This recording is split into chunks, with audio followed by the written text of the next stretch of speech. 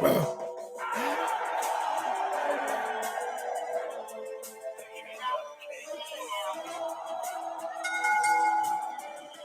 is up, guys? Welcome back to Wrestling Crossroads. As always, I am one half of your dynamic duo, Twisted, alongside Brother Pyro. What up, what up, what up? And we just had night, or for us, afternoon, of champions. Can they just go back to calling it Clash of Champions? I could see that more if you're putting like title versus title. That's just me. I still thought it was a better name.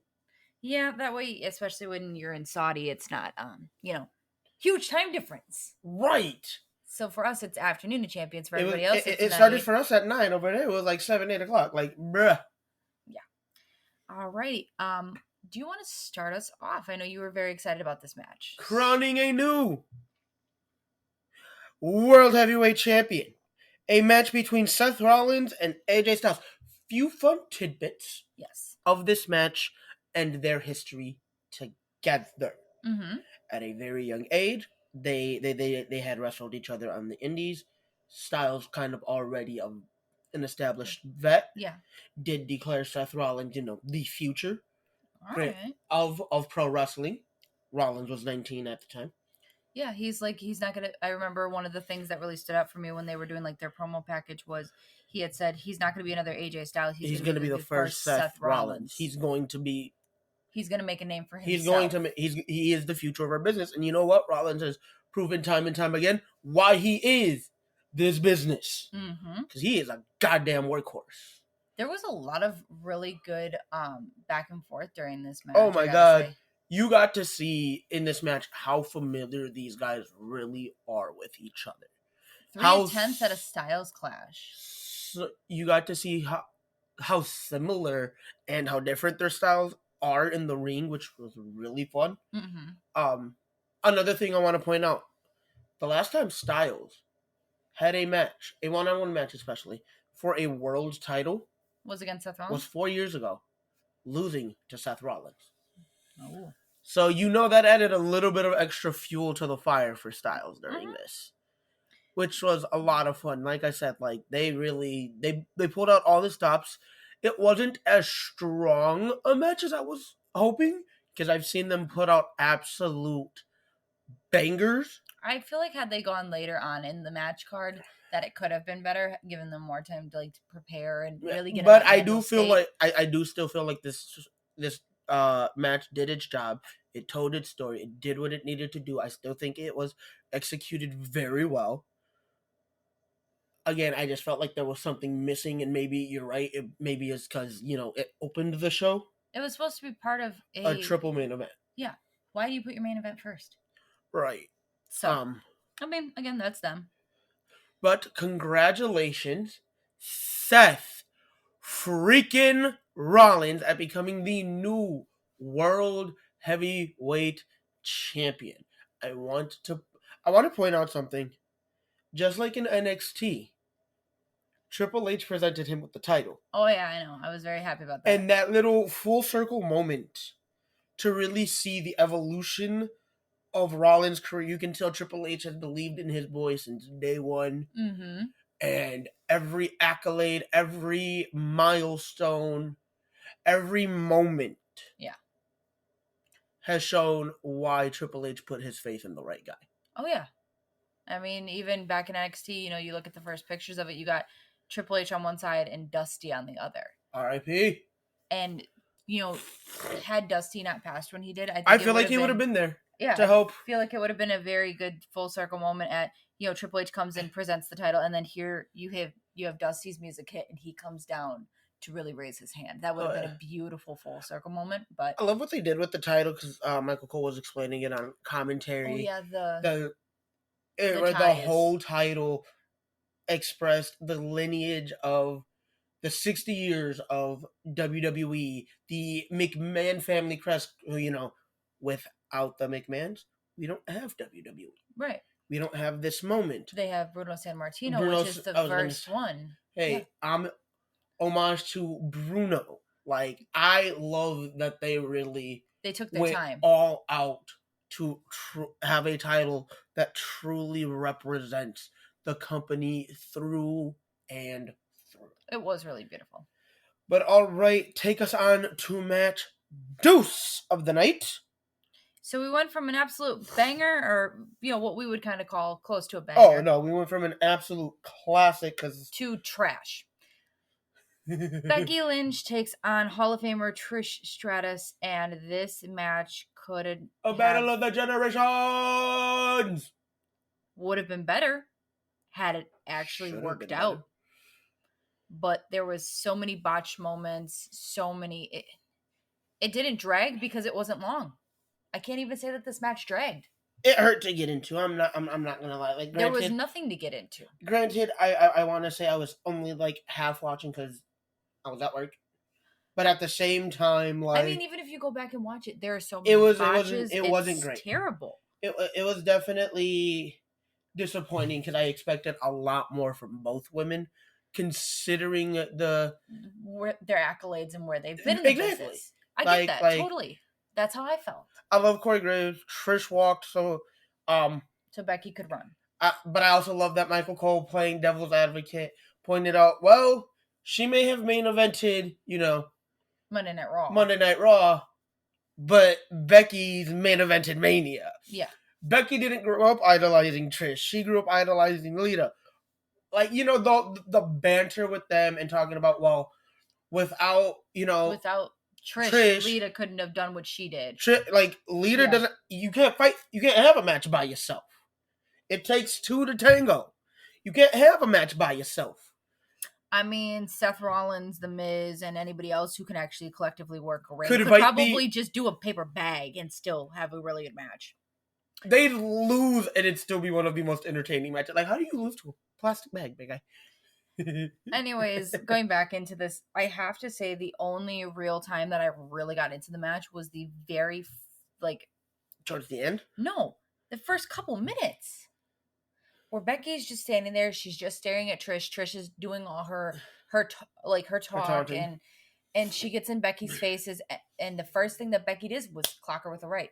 That is the most entertaining part of this entire match. See, where you found the beginning of the match to be the most entertaining, I found entertainment and somewhat, I'm trying to figure out how to word it. Give me a second. Brain fart, help, does not compute, error, reloading, over here buffering like a damn Dell computer from 2006.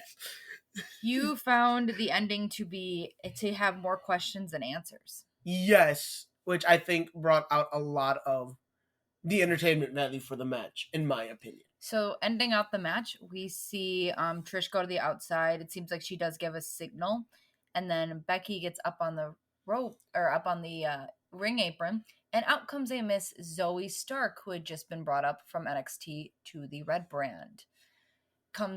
Pulls Becky down, hits her with the Z360, is it called? Something like that. And throws Becky back in the ring for Trish to hit Stratisfaction. Which was done very sloppily. It was even done... Did you see any of her head scissors? Yes. Yes. Okay, thank you, which is why I hated this match.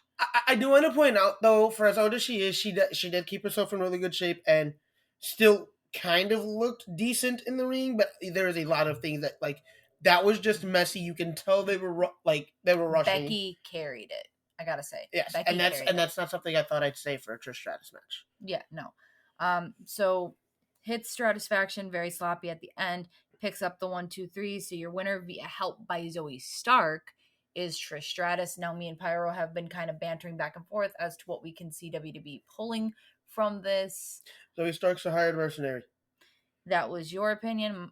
That's the only thing that makes sense. But you also agreed with mine, which is they could be pulling a sister angle.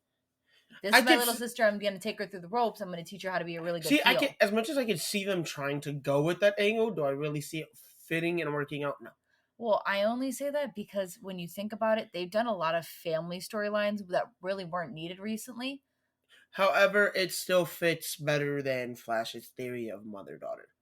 He did the math, and it would work, but I get where your look was.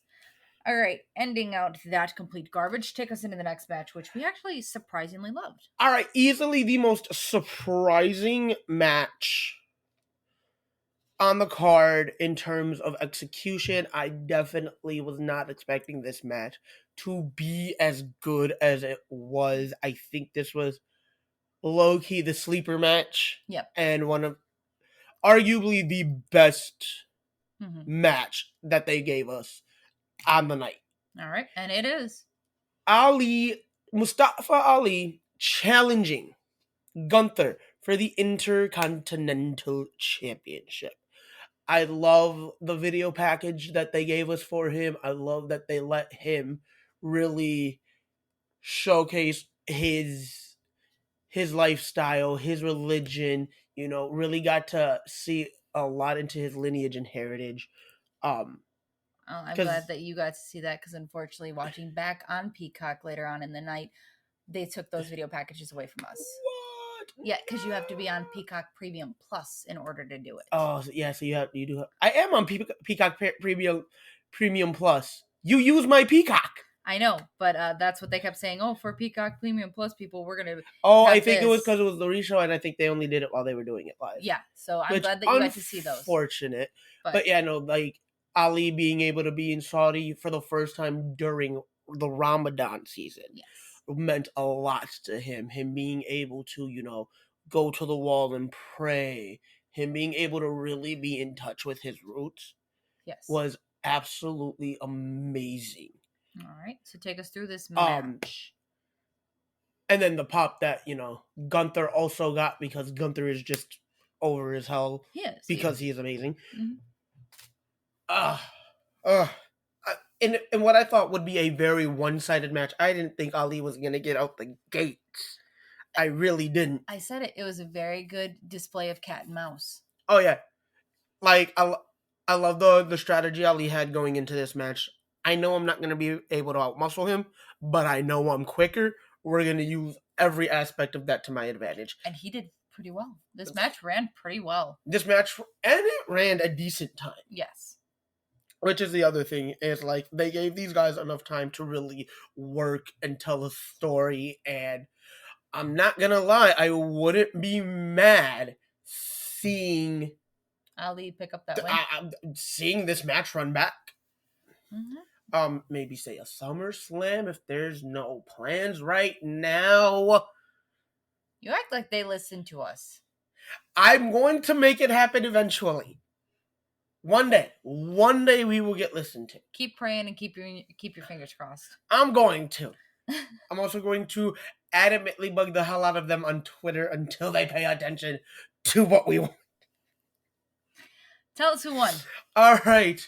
After a great back and forth, after so much story, so much great big moments, after so many false finishes, and all my hopes and dreams come crashing down, because I thought for a second, for a moment, for a few moments in this match, I thought he had it won. I thought Saudi was going to witness the rise of a new IC champion.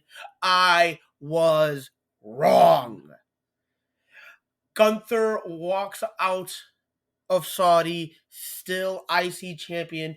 He is also the longest reigning IC champion of this century. Of the modern era, yes. I'm going to point that out. Believe they said only 2 people have held the title longer than him. Honky Tonk Man and for consecutive reigns going over 365 days, which is a whole year, there are 3. And we referenced that in the beginning in the pre-show. Yes. I know they talked a lot about it on commentary too throughout the match, and I just wanted to reiterate it. So it was 3 other wrestlers are Pedro Morales, Don Morocco, and Randy Savage have held the championship for a continuous reign of more than a year. And he is at 300 and... He's closing in on a year next month. Yes. He beat Ricochet for that last June. Mm-hmm. I'm excited to see who steps up to the plate next for Gunther. Yeah. I'm excited to see who will eventually dethrone what has become a dominant IC champion.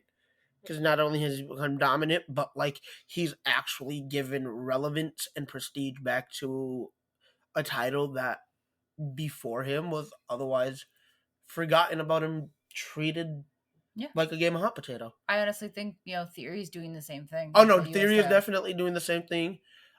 With the IC title or with the US title. We're talking about the IC title, and so that's where my head is at right now.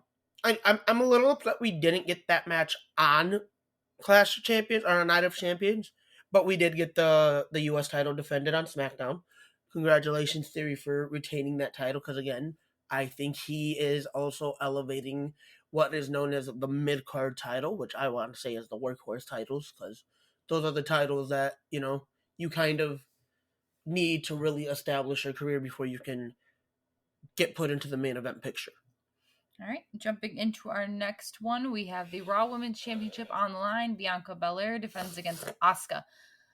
I gotta say, this match... A rematch of Mania. I have to honestly say, this match still didn't do it for me. Oh, it was match-wise. It wasn't as good as their night at Mania. Like it really wasn't.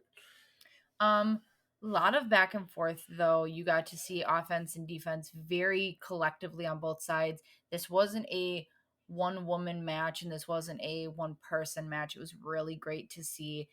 I am just going to skip to the very end because the closing moments were the best moments of this match. Asuka goes for the mist, completely misses. They have a little bit of a scuffle back and forth. Asuka then goes over to one of the ring sides, spits in her hand, and has the mist. Bianca gets set up for a KO, or sets her up for a KOD, and she wipes the mist off her hand and into Bianca's eyes, hits her with 2 kicks, and your new Raw Women's Champion, who happens to be on SmackDown, Asuka. Well, the defending champion was also on SmackDown, so shut up. Yeah, well, Anyway. I want to say I do love that improvised use of the mist, something that you really haven't seen before. So I was like, oh, they got creative with it. You can definitely tell. Like, I love the commentary for the match, because any good match is made not only with the guys in the ring, but the people calling the match on the outside. They did really well. Loved every second of it. I love that, Corey highlighted on both women's strengths. KO or Bianca with, the strength advantage. Yeah. But at the same time, he said it, you don't want to get into a grapple or a striking match with Asuka, because that's not going to be a game you win more often than not. Right. Congratulations to your new Raw Women's Champion, even though you're on SmackDown. Asuka, I'm excited to see what's next, who's ready, who's going to step up, and who thinks they're ready. For Asuka. Thank you. Do you want me to take this next match, and then you can take the one after? I do 2 women's back-to-back, and then you take the Let me get a women's match. All right. Don't be greedy. I was was just asking. Don't be greedy. I know that's how you usually like to do it with these, so I asked. It depends. It depends on what matches we have and which ones I really want. All right. And take us into the next. All right. Rhea Ripley, Natalya, SmackDown Women's Championship. So apparently there was some story to this, and it was, Natalya feels that everybody in the women's locker room is, doing a good job of showing mutual respect to each other, showing respect to Rhea as SmackDown Women's Champion, but they also feel like Rhea isn't reciprocating that energy of respect towards your fellow competitor, which to a degree I understand, but when you're on top, you ain't got to respect no goddamn body. Right. So it led to this match. Out comes Rhea with Dom. Yes, thank you. The only other member of Judgment Day to be in Saudi, might I add. Just like Styles earlier, leaving the rest of the OC at home. All of them. Dom's got to travel with mommy. You're right. Otherwise, he doesn't know what to do. But anyway. This is a PG show. I'm not going to say what I'm really thinking. You should know me by now. Oh, yes, I do. Exactly what I'm thinking. But again, the more explicit content is for our paid subscribers. $3 a month, people. Make it happen. It's $3. $3. Come on. Make it happen. And then you really get to see us unfiltered and then cut. All right. Tell us.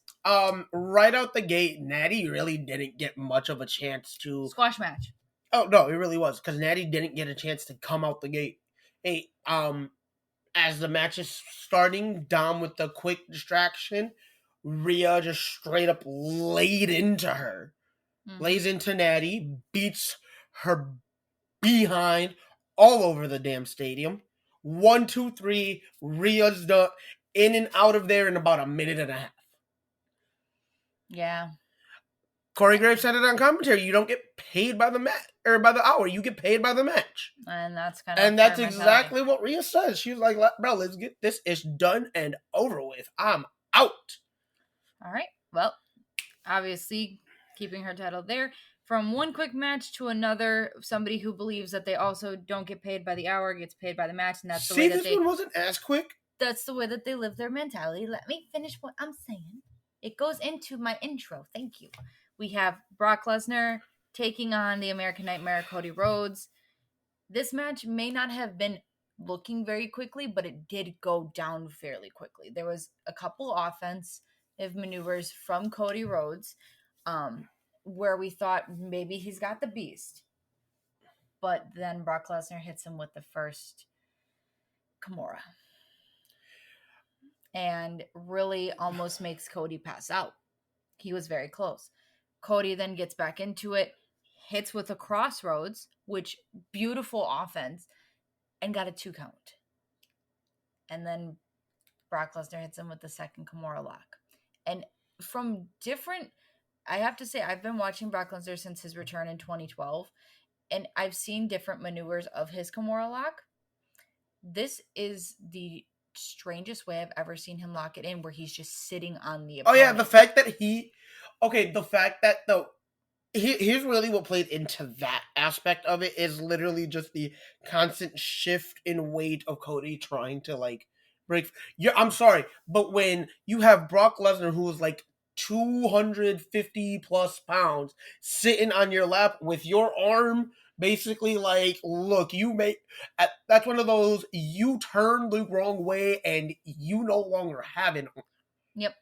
I love Corey Graves on commentary for this one too. Just Lesnar wasn't looking for Cody to leave with both arms. He was looking to hop on his plane with Cody's arms as a freaking trophy. It was hilarious. But I have to say, winning via knockout.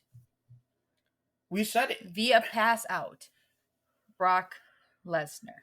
I want to point out that myself and Desario both said it was going to be Lesnar, but Cody wasn't going to just, it wasn't going to be just a quick pin. Cody didn't look good during that match. Like, he still made Cody look exceptionally strong. Because I think it makes you look better, and especially if you're trying to build somebody, and you're gonna give them a win via knockout. Like, I'd rather you pass out, that because then that shows, all right, this guy's resilient. This guy, is willing to endure this or that. Mm-hmm. Until the body can't take it anymore. Exactly. Versus if he would have tapped out. Now, granted, at that point he was going in as a half a man. Yeah. So it wouldn't have really made a ton. And I want to point out that Lesnar really did a good job of exploiting the fact that that left arm is pretty much out of commission. Because think about it, every time he locked in the Kimura, it was on that already broken hand. Yeah. That broken arm. I agree. And I am not convinced that he did not extend that damage even further. Like, Cody, I love the guts and fortitude that you have. You've proved it time and time again. Going back around this time last year, Hell in a Cell. The torn pack. Mm-hmm. Like, I personally, I love and respect you, but dude, we get that you want to do everything you can to be over, to get your fans to really love you. We love and we respect you, but dude, take care of yourself, because you keep putting yourselves in these situations. You're not going to have a career for much longer. And I'm sorry, but I think What the hell is their kid's name? I'm pretty Liberty. sure Liberty would like her daddy to be home in one piece, all in one junction at a time, not coming home in pieces and broken and battered. All right, take us into our last main event. So, getting into this main event, Unified Tag Team Champions Kevin Owens and Sami Zayn defend against the Bloodlines Roman Reigns and Solo Sikoa. Poor Mike Rowe, dude. Poor Mike Rowe couldn't do his job not once. Nope. Soon as he was getting ready to introduce the challengers, here comes Heyman. Soon as he gets ready to introduce the champions, here comes Sami, which I love. Absolutely am in love with the fact that Sami not only did his own introduction, and by the way, for anybody that's not aware of what he said, He was introducing them. Look, they have the translation up. I'm not going to sit there and try to recite off memory the Arabic to English translation, because at that point, it's going to be kind of funny, but at the same time, I'm going to mess up and I'm going to feel really bad, like I'm disrespecting people.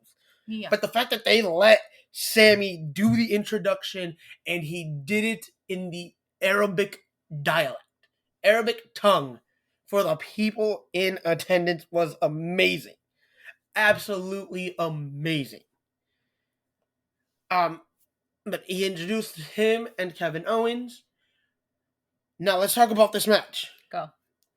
Going into the match, you could tell the tension was there. You didn't really, you got to see a lot of the story and how the Bloodline relationship with Sami really was. Yeah. You got to see a lot of the rivalry and story between Owens and the Bloodline, specifically Roman. Roman and Solo looked great as a tag team. I'm not going to lie. Mm-hmm. Better than I thought. Michael Cole, by the way, I want to fact check you, because anytime Roman has been in a tag team or a faction or whatever, Roman has always played nice with his partners. It's them that have screwed him over. Yes. Whereas Michael Cole really tried to make it seem like it was Roman that did the screwing over, and that's not the case at all. But let's really get into the bread and butter of the absolute dominance early on by Solo and Roman, cutting that ring off and keeping Sami where they wanted him for a good chunk of that match. Yeah. Absolute beautiful dominance on their end. You know, they really wanted these titles because they really wanted to just say F you to Sami. I think that, and I think, again, them dedicating it to, Offensica, the Wild Samoans. And I think this is also just a good way to tell Jimmy and Jay to go F themselves. Which is really fun.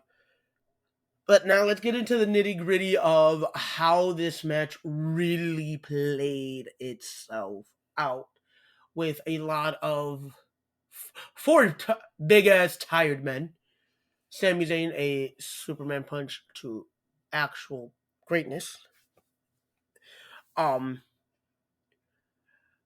almost gets put through a table. Yes. And out come the Usos. Yes.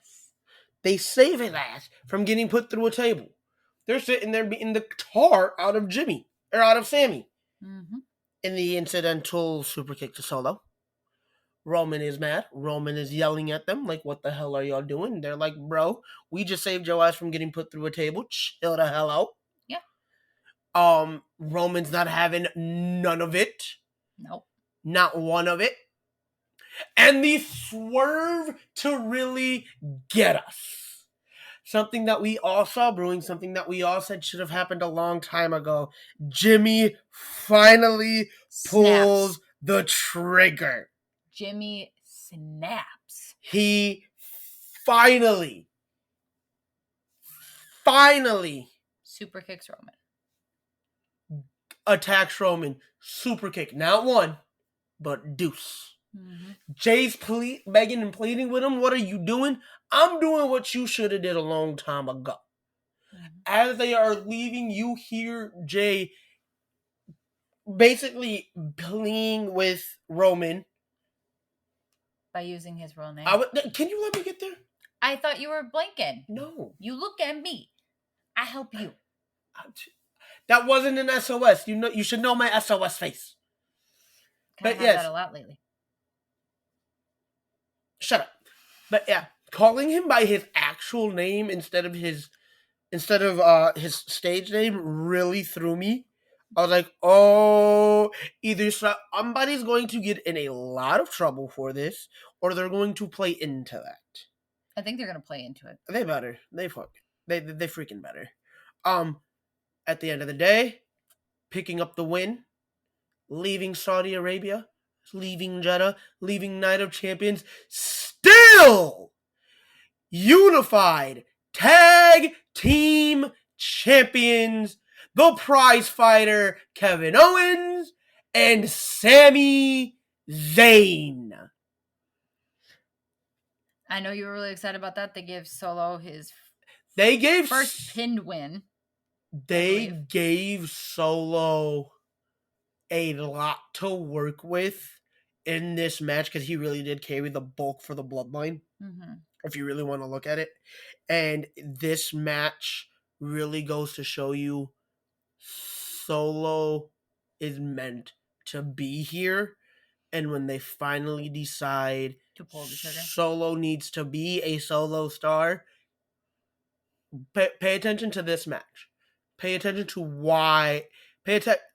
a lot of this match because it's going to show you every reason why this man is definitely a future champion.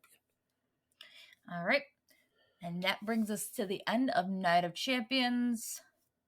And we will come back to you guys for predictions for NXT and AEW real soon. All right. Love y'all. Hope you enjoyed the show and have a great weekend.